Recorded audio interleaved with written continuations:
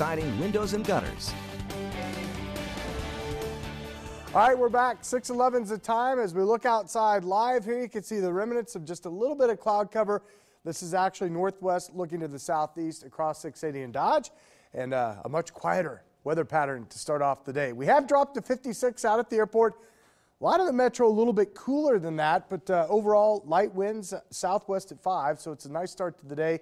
And you can see some of the coolest air showing up over central Nebraska right now. Norfolk, Columbus have dropped into the upper 40s. York currently 45.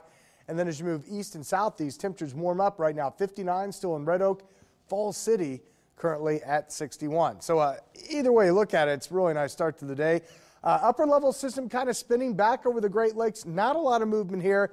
Showers, embedded storms. But in the wake of that, we've seen some dry air kind of move up from the south and west. And I think that's going to give us a lot of sunshine today. It's actually going to be very, very pleasant. Highs will get back in the mid-70s. So great weather today. Our concern comes actually as we head towards tomorrow. So after a mild start this morning, again, you'll see the lack of cloud cover. We should see a lot of sunshine and temperatures, I think, between about 5 and 6 o'clock, likely topping out at about 75 degrees there. So looking pretty good.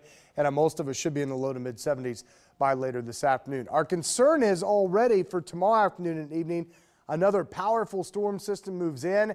And this one's got us under a slight risk for severe weather in the metro, already a moderate risk from Lincoln back to the southwest. And what all that means is not only like yesterday could we see some strong gusty winds that could cause damage, some isolated hail, but even a little bit bigger threat for tornadoes, especially southwest of the metro, as yet another dynamic weather system moves in. So we'll have to watch that. We stay unsettled through midweek.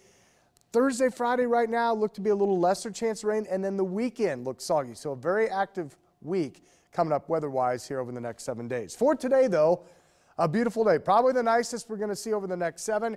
Lots of sun, a light west wind, low humidity, 75 for the afternoon high. Overnight, then, I think we'll just see a few clouds move in, still looking comfortable down to 50.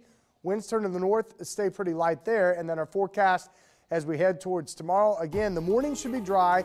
We'll be back in the 70s.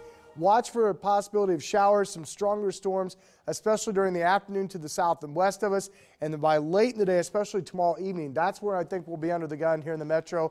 And again, already a decent risk for severe weather. Rain, some embedded thunderstorms Wednesday. The severe weather risk should diminish, though, as we'll see cooler air kind of coming on the backside of the system at 65.